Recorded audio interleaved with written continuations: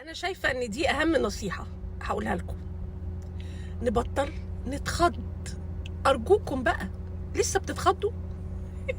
يعني لسه بتشوفوا تصرفات ناس معينة وتتخضوا؟ إيه ده؟ إزاي يعمل كده؟ لا لا لا، عيب. ده إحنا عشرة، يعني لازم ولا بد وضروري عشان نعرف نعيش في الحياة دي إن إحنا نبطل نتخض، نبطل نستغرب، نبطل نقول ازاي تعمل كده وازاي يعمل كده ودي عشرة وازاي. عادي خالص، بيعملوها بدون تأنيب ضمير لمدة ثانية حتى. عادي، كله عادي، كل حاجة بقت تحصل عادي. فنبطل نستغرب، نبطل نتخض عشان نعرف نعيش. هنا أنا محتاجة أفجر قضية، وهي قضية شرطية الارتباط. إنه مفيش ست تقدر تستغنى عن الارتباط. لا، فيه يعني مش الكتير، مش الأغلبية، لكن موجودين. وكمان الارتباط مش كل حاجة. أيوة، الارتباط مش كل حاجة. في حاجات كتير جدا تانية في الحياة، في علاقتك بربنا، في علاقتك بأصحابك، في علاقتك بالشغل، بالفلوس، بالسفر، بالمتع. يعني في حاجات كتير قوي غير الارتباط. الارتباط لا تسي ان هو تمن الحياة، يعني علشان احنا مصممين انه الحق لازم يجي في الدنيا. شايفين ان هو لازم كده، انا لازم حقي يجيلي. طب ما يبقى احلى بقى لو جه في الاخرة. الله، هو ده بقى. يعني حتى كان سمعت الشيخ رمضان بيقول انه لو الواحد في الاخره حقه رجع له هيقول يا ريت ما كان جالي اي حق في الدنيا وكله يجي في الاخره. احنا في عرض انه يترد لنا حقوقنا في الاخره مش في الدنيا. ياخدوا الدنيا باللي فيها، يشبعوا بيها، مش عايزين حقوق في الدنيا. انا عايزه حقي يرجع لي في الاخره. احنا بس دماغنا مقفله على الدنيا ومش شايفين ان هي دي يعني زي اللي بيستظل بشجره ولا حاجه. فأنا شخصيا يعني صاحب الحق هياخد حقه، بس هو مش شرط أبدا إنه ياخده في الدنيا. ويا ريت كلنا ناخد حقوقنا في الآخرة. مش عايزين الدنيا دي، سيبوها لهم. لأنه غالبا لسه أنت في مرحلة التكوين، يعني لسه في المرحلة الأولانية. فما حصلش إنك وصلتي للأقصى حاجة، لآخر حاجة.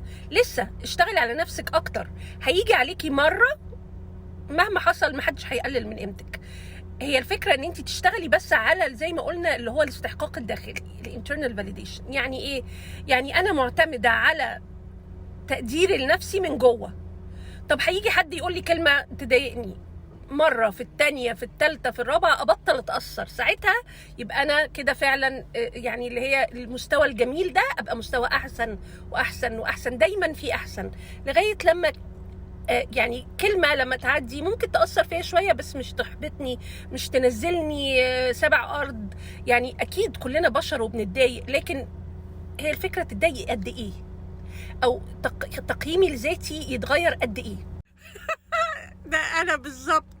والله قعدت فيز طويلة في حياتي ما بغلط نفس الغلطة 30 مرة 50 مرة، يعني غلطات كبيرة وصغيرة، هي نفس الغلطة هي.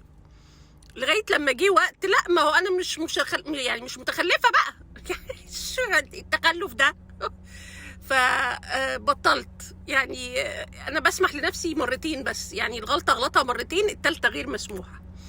فبغلط غلطات مختلفه، لكن لا، عدى عليا المرحله دي، معلش هتتحسني والله.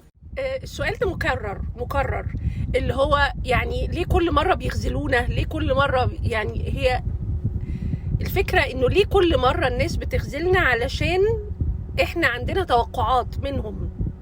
يعني انا متوقعة انهم ما يخذلونيش، يقوموا يخذلوني فازعل.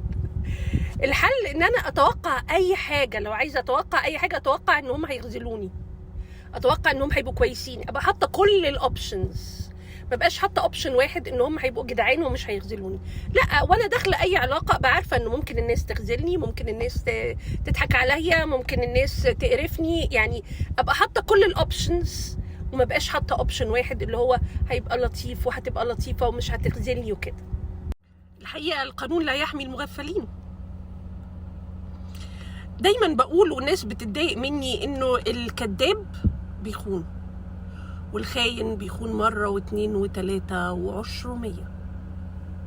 هي كده، ما تأمنش أبدا، ولا تحسي انتي كست أو يعني عامة اوعي يعني عمرك ما هتحسي بالامان مع راجل كذاب او خاين، مستحيل. صعب.